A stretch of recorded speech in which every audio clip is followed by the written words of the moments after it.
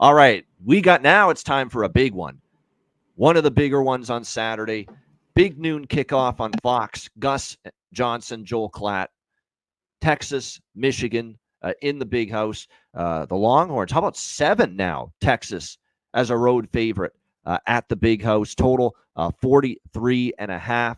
I thought I saw this total like before the Saturday games opened. I think this Texas-Michigan total was somewhere around 49, 48.5. Look at the tumble that this total has taken. And if you watch Michigan's offense last week at home against Fresno State, you understand why.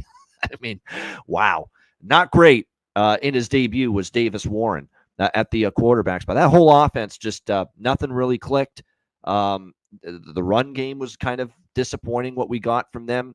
They've got huge concerns at receiver, lost a lot of talent, production from last year at wide receiver. A lot of concerns about that Michigan offense coming out of that Fresno State win. And you're going to look at it and you see, 30-10 Michigan. Boy, that offense looked great. No, they did not. 118 passing yards, 15 of 25 for Davis Warren. Like I said, it was a start and stop kind of performance from the ground game for Michigan. Not great by any stretch of the imagination. Now, their run defense was phenomenal. Absolutely tremendous in that football game. Look, the D-line's phenomenal for Michigan. Not surprising Fresno couldn't run the football a lick. They did give up some yards through the air, though, in the secondary. I mean, Mikey Keene did throw for 235 passing yards against Michigan's secondary. Yeah. Is that an area that Quinn Ewers can take advantage of here for Texas? Because I think they'll definitely have more success probably throwing the ball than potentially running it. And another thing, too, for Michigan, like I said, with the concerns about this receiving core, I mean, my goodness. Tyler Morris, 15 yards. Kendrick Bell, 11 yards. I said this on many shows that I've done here leading up to the season about Michigan. I said this. Colston Loveland is probably going to be their leading receiver this year out of the tight end spot. He's phenomenal. He's one of the best tight ends in college football in the country. But what they've got or what they don't have from the looks of things right now at wide receiver is concerning right now for me. Like at some point, people are going to say, we got to do what we can to take away Loveland at tight end over the middle of the field. And we got to dare the outside receivers to make a play. And that's what it could end up being here for Michigan moving forward. That teams are going to see them and say, hey, these fucking receivers don't scare us one bit. Take Loveland away and let's see what Warren or Orgy or anyone can do as far as throwing the ball to the outside of the perimeter. That's something to maybe look at moving forward. As for Texas, maybe Colorado State's going to suck again. I'm not sure what it is. If it was Texas being awesome or Colorado State, we're waiting for them to make an improvement and improve and turn the corner. And, boy, that was ugly for Colorado State. I mean, that's a quarterback that's got a decent arm, that's got an ability to throw the football, and he could not do anything against that Texas secondary. 74 passing yards for Colorado State, only 59 from Braden Fowler-Nicolosi in a game that they were down start to finish and down big, where you need to throw the football when you're down by that many points. And they fucking still, as a team, only had 74 passing yards in that game against Texas in that 52-0 shellacking that Colorado State took at the hands of Texas. I'll say this, as far as top to bottom, the run game was solid with Jarek Gibson and Jaden Blue. This receiving core, with Isaiah Bond, the Alabama transfer, was a great get. Matthew Golden, Ryan Wingo. There's weapons to work with for Quinn Ewers. A very efficient day for him, 20 of 27, 260 passing yards. It was such an easy, dominant win. They even got Arch Manning in there for a drive, and he led a touchdown drive for Texas. So, look, Michigan, even though they won 30-10, keep in mind one of those scores was a pick six right at the end of the game. It was 20 right at the end. Michigan, and Fresno's about to go in and make that a one-possession game with under 5 minutes to go in the fourth quarter, and then it's turned into a pick six the other way. That's one of the more misleading scores you'll see. That was not impressive one bit from Michigan, and easy wire-to-wire point spread cover for Fresno for me, and I think Connor Mack kind of liked them as well. Fresno plus the points there against Michigan, and the under was definitely a good. And I'm not an under guy, and even I love that under with Fresno and Michigan last week.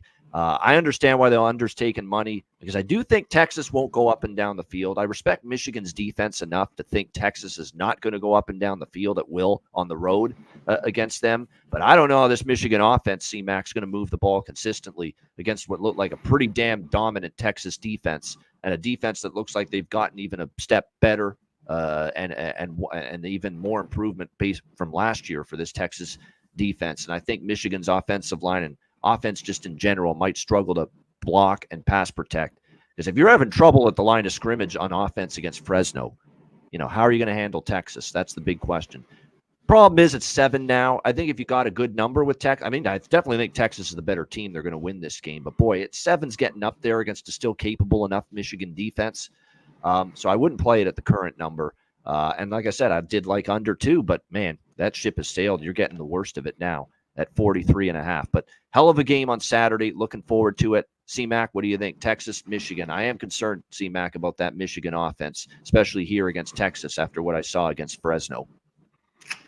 Yeah, I think even with this number, 43.5, even look under.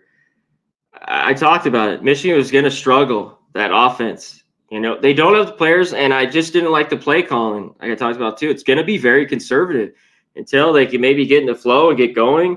Warren was just – he's 15 to 25. They didn't really – they're not even taking any shots, too.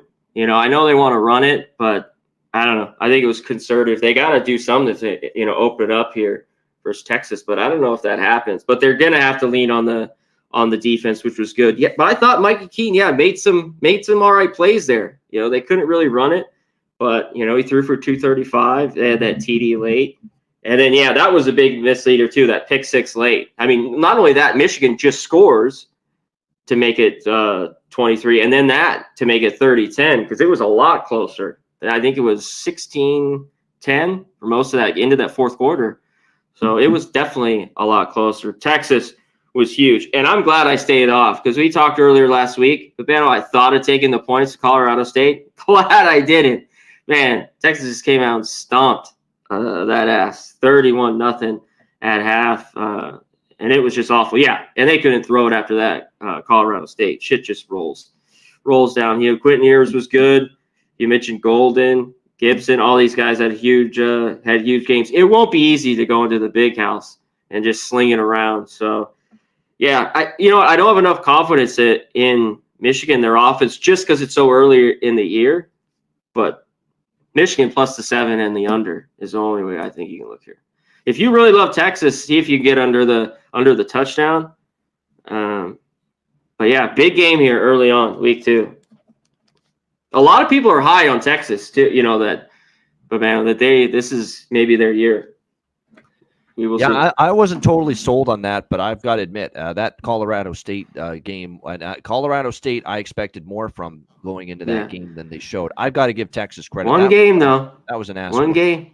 Yes, it was. You can't reach home too against far. Colorado State, road against Michigan. Michigan's got offensive issues, but that's still a solid, definitely a better than average defense still, especially in the defensive line. And so you still got to be, you got to be alert here if you're Texas and ready to play a good football game because the offense is a concern for Michigan, but they can still get after it defense. And if you're turning the ball over and you're struggling to move the ball against them, you could still find yourself in a barn burner here if you're the Texas Longhorns. But I don't think it's a stretch to say offensively, Texas definitely looks like the better team here in this matchup so far. All right.